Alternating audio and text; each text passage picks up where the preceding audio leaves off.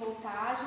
Então esse é um equipamento de 110, então colocado na tomada, o aparelho de ultrassom atrás tem um botãozinho liga e desliga, então a gente liga.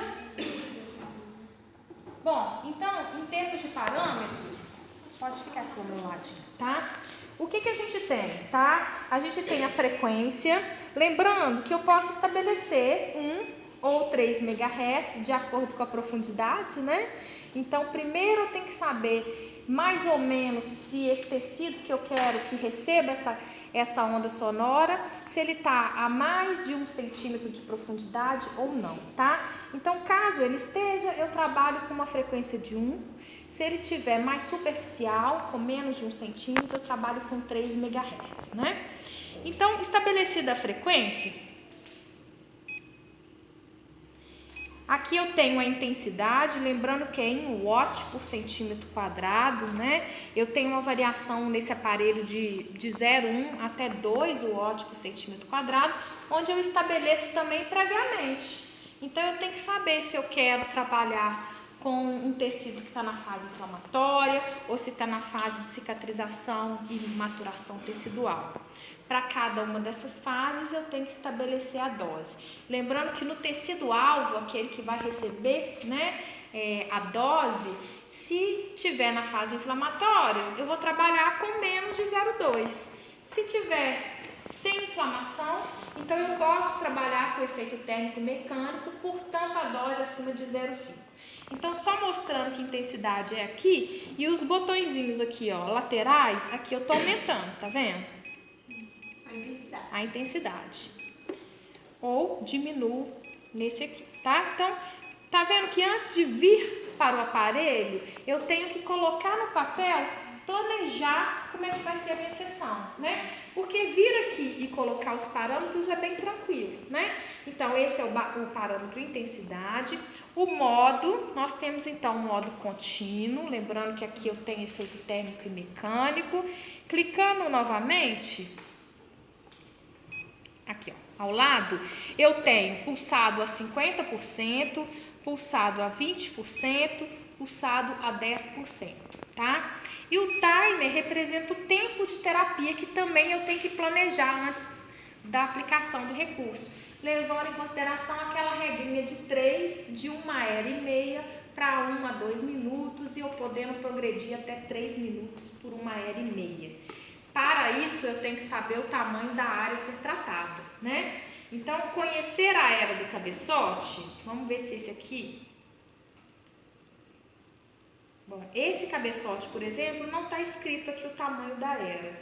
Mas eu tenho um outro equipamento aqui, deixa eu achar, cadê ele? Que daqui a pouquinho a gente pega, que eu tenho o tamanho da era. Mas esse é um cabeçote que tem uma área de radiação efetiva, tá vendo que é menor, geralmente a era é menor do que o tamanho do cabeçote, e ela, desse aparelho, é de 4 centímetros também, tá? 4 centímetros quadrados. Portanto, eu tenho que ver duas coisas antes de usar o aparelho. Primeiro, se eu fizer a técnica de imersão em água, saber se é um cabeçote que é blindado, tá? Então, esse é um cabeçote blindado, eu poderia fazer tranquilamente imersão em água. Tenho que conhecer a era para esse cálculo da dose, tá? Bom, então, o que eu tenho aqui? O que eu tenho é um aparelho que, ao ser ligado na corrente elétrica, quando essa corrente passa pelo cabeçote, aqui no seu interior tem um material que vai se deformar, transformando numa onda sonora em alta frequência. Portanto, para que a transmissão do recurso para a pele e para os tecidos ocorra, eu tenho que usar um meio de condução. Então, em geral, o que a gente usa é o gel. Então, é importante, né, usar uma quantidade que não seja em excesso, mas que seja uma quantidade que preencha completamente o meu cabeçote, né? Bom, antes de fazer a técnica propriamente dita, eu coloquei o gel aqui para mostrar que eu completei toda a área, né? Se eu quiser fazer, por exemplo, aqueles testes de passagem de feixe acústico, suponhamos que eu queira fazer a fonoforese, que foi uma técnica que a gente discutiu, que é a passagem que é o uso de medicamento, né, a penetração de medicamento por meio do caminho mecânico feito pelo som do equipamento, né? Então eu tenho que ter o fármaco preparado numa solução de preferência também translúcida, caso não totalmente, mas o mais próximo disso, né? Então segura aqui para mim.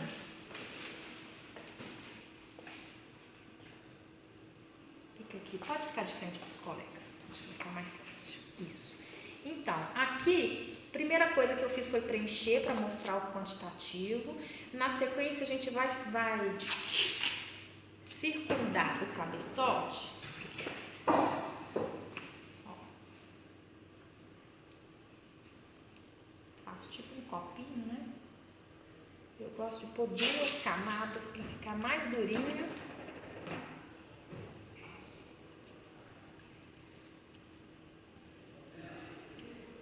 Agora, eu venho com uma quantidade de água,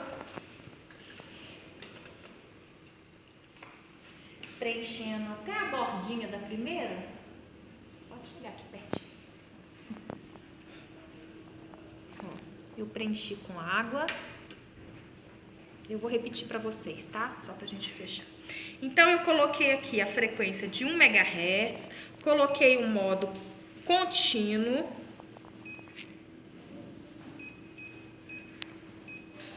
Modo contínuo, coloquei a intensidade, o timer, eu vou colocar aqui uns 3 minutinhos, que é o tempo mais do que razoável para eu fazer o teste.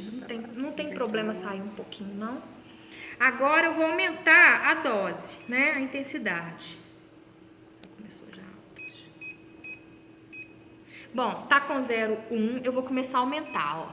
0,1, 0,2, 0,3... Só um minutinho.